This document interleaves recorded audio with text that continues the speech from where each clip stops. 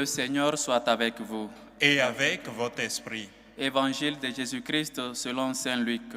Gloire à toi, Seigneur. En ce temps-là, Jésus disait à ses disciples en parabole, « Un aveugle peut-il guider un autre aveugle? Ne vont-ils pas tomber tous les deux dans un trou? Le disciple n'est pas au-dessus du maître, mais une fois bien formé, chacun sera comme son maître. Qu'as-tu à regarder la paille dans l'œil de ton frère, alors que la poutre qui est dans ton œil à toi, tu ne la remarques pas? Comment peux-tu dire à ton frère, « Frère, laisse-moi lever la paille qui est dans ton œil, alors que toi-même ne vois pas la poutre qui est dans le tien? Hypocrite, enlève d'abord la poutre de ton œil, alors tu verras clair pour enlever la paille qui est dans l'œil de ton frère. » Acclamons la parole de Dieu. Louange à toi, Seigneur Jésus.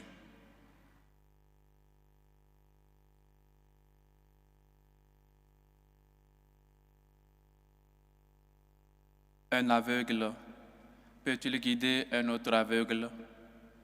Ne vont-ils pas tomber tous les deux dans un trou?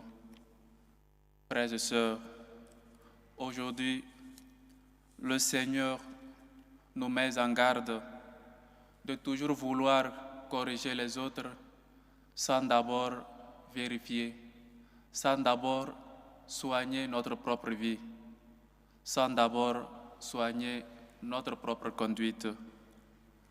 Le Seigneur n'interdit pas ou ne dit pas qu'il faut être à la perfection avant de corriger ton frère. Il ne dit pas d'être parfait avant de dire à ton frère que ce qu'il a fait est mauvais.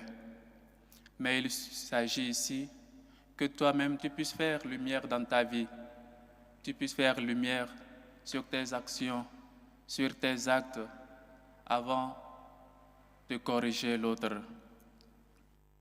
Il s'agit de s'appliquer l'adage qu'on connaît tous, la charité bien ordonnée commence par soi-même.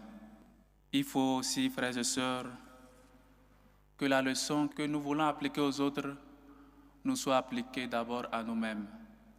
Il faut d'abord faire la lumière sur sa propre vie. Il faut savoir être toujours en état de conversion. Il faut être bon. Il faut être un exemple, l'exemplarité, avant de corriger les autres. Comment un parent peut-il corriger son enfant sur son comportement, sur sa mauvaise conduite, si lui-même il n'est pas un exemple pour cet enfant? Comment prétendre que ton enfant soit parfait si toi-même ta vie n'est pas parfaite? Le monde d'aujourd'hui, le monde dans lequel nous vivons, les hommes écoutent plus les témoins que les maîtres. Il faut donc être des témoins. Il faut donc être des exemples et non des maîtres. Et non des gens là qui seulement sont là pour enseigner. Il faut s'appliquer soi-même. Il faut d'une façon ou d'une autre faire de la correction sur sa propre vie. Comment interdire aux enfants un jeu dangereux alors que nous-mêmes, nous le pratiquons?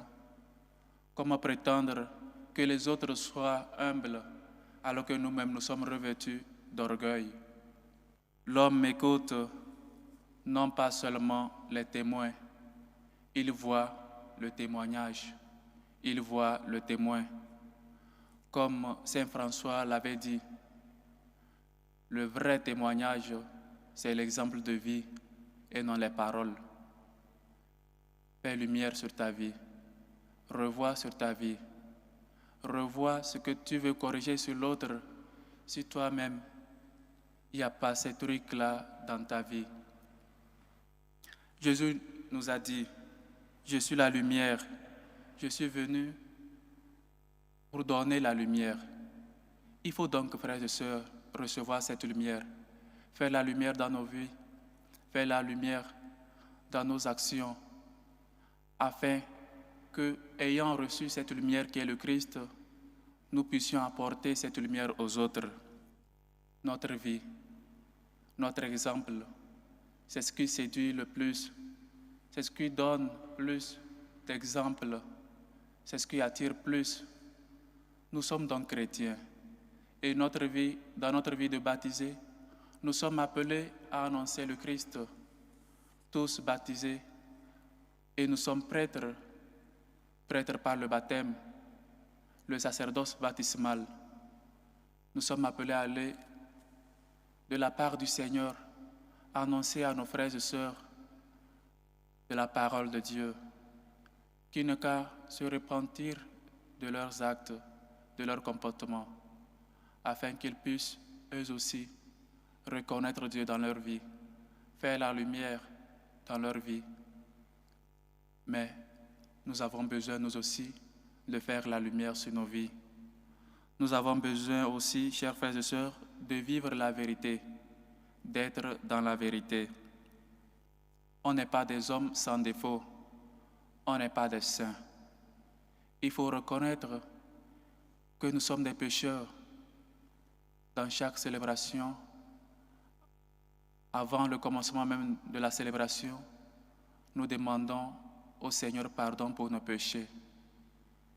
Le Seigneur nous invite à entrer en nous-mêmes, à reconnaître nos faiblesses, nos défauts, les corriger afin, soit avant de corriger les autres. Il faut accepter aussi parfois, soit toujours, qu'on nous fasse des reproches, qu'on nous dise ce que tu as fait, frère, n'est pas bon. Ce que tu as fait, ma sœur, n'est pas bon. Mais nous sommes des gens très colériques. Nous sommes des gens qui n'acceptent même pas des corrections fraternelles. Mais celui qui te fait cette correction, il veut ton bien. Il veut que toi aussi tu puisses faire la lumière sur ta vie. Il faut donc être humble et accepter avec humilité. Reconnaître que nous ne sommes pas des saints. De laisser l'autre aussi te guider. On ne peut pas se guider soi-même. Il nous faut des uns et des autres pour nous aider à voir plus clair que ce que nous avons fait n'est pas bien, qu'on a œuvré non pas par l'esprit, mais par la chair. Frères et sœurs, comment réagissons-nous quand quelqu'un nous fait des reproches? Comment réagis-tu quand quelqu'un te dit ce que tu as fait n'est pas bon? Comment réagis-tu si ton ami te dit tu as mal fait en faisant ceci? Il devient en même temps un ennemi déclaré. Il devient en même temps et rentre dans le groupe de nos ennemis. Mais cela ne doit pas être l'attitude d'un chrétien. Le chrétien accepte. Le chrétien sait qu'il n'est pas parfait. Le chrétien accepte avec humilité des corrections fraternelles pour que lui aussi, à son tour, puisse connaître davantage Dieu, afin qu'il puisse œuvrer selon les commandements de Dieu.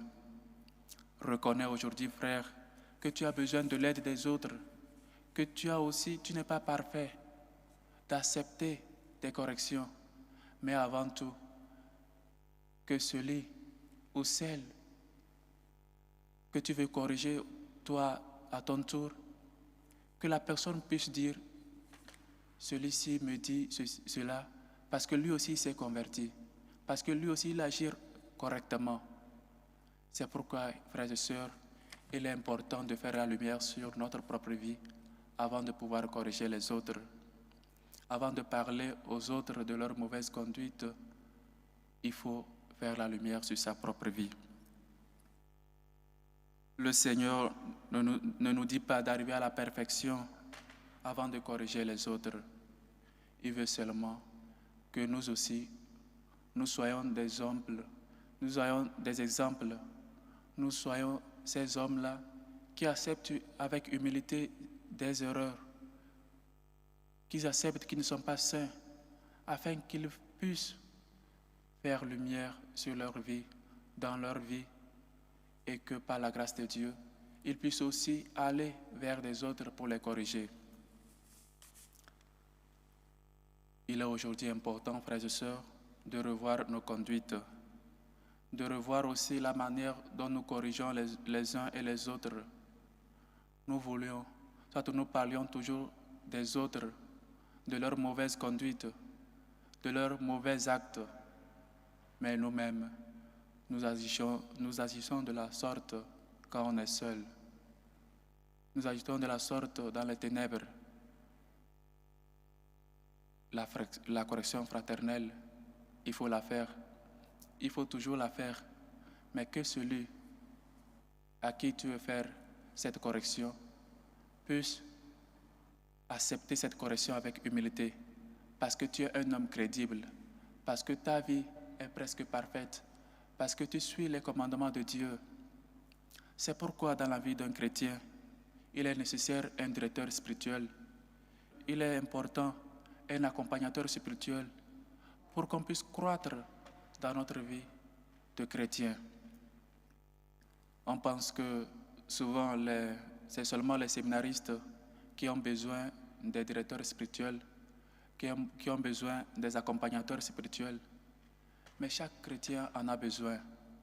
Tu as besoin d'un directeur spirituel pour savoir, pour discerner avec toi les voies du Seigneur, pour croître dans ta vie de chrétien, pour savoir et distinguer les chemins que le Seigneur a placés devant toi. On ne peut pas croître seul dans la vie de chrétien. Il faut quelqu'un qui puisse t'aider. Il te faut un directeur spirituel. Il te faut un accompagnateur. Et si tu veux savoir en vérité ce qu'il y a de mauvais dans ta vie et que tes amis n'ont pas le courage là de te dire parce qu'ils connaissent ton comportement, parce qu'ils connaissent comment tu réagis quand on te dit tes défauts. Cherche-toi peut-être un confident. Dis-lui, dis-moi concrètement ce que tu me reproches, ce que tu veux que je change dans ma vie. Avec humilité, accepte les corrections là qu'il va te faire. Sois humble, reconnais que tu n'es pas un saint. Reconnais que tu es pécheur. Reconnais et cherche de l'aide. Frères et sœurs dans le Christ, le Seigneur aujourd'hui veut que nous puissions corriger nos frères et sœurs, que nous puissions accepter la lumière qu'est le Christ, afin que, à notre tour, nous puissions corriger, nous puissions aller convertir les autres. Mais il est important que nous fassions lumière dans notre vie. Il est question de l'exemplarité, d'être des exemples, d'être des gens crédibles, d'être des gens là qui vivent selon leur foi. Il est important, frères et sœurs, que nous acceptions les corrections fraternelles dans notre vie de chrétien. Nous sommes des êtres faibles, des êtres fragiles. Et il faut toujours quelqu'un pour nous soutenir, quelqu'un pour nous dire ce que tu as fait n'est pas bon. Une des choses que je remarque, ou j'ai remarqué en voyageant, et une des conditions qu'on nous dit dans les avions, quand il y a un problème et quand les appareils là de l'oxygène vont tomber, on nous dit toujours, il faut toujours se mettre son appareil avant d'aider l'autre. Il faut toujours mettre son appareil avant d'aider même les petits-enfants. Je n'ai jamais compris le pourquoi. Mais à la fin, on comprend pourquoi il est nécessaire de se mettre d'abord avant d'aider les enfants.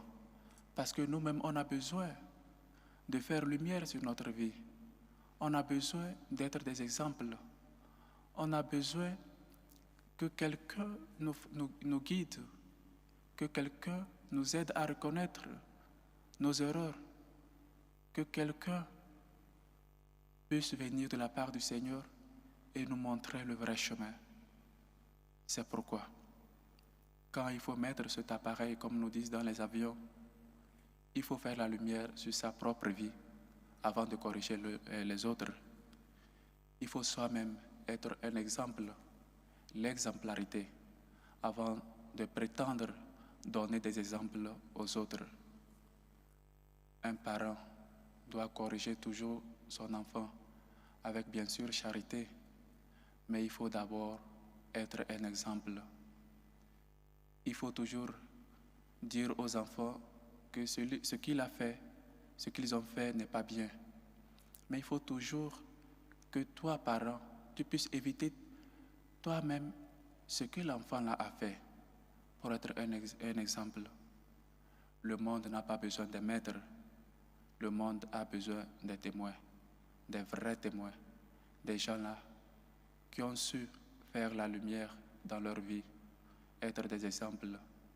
Et donc, à notre tour, à leur tour, sont allés montrer ces exemples-là aux autres, afin que les autres puissent connaître le Christ qui est la lumière et qui nous invite à faire lumière premièrement dans notre vie.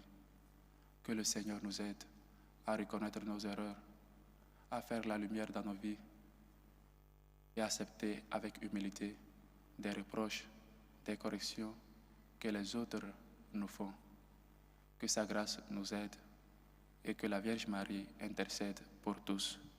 Loué soit Jésus-Christ. À jamais.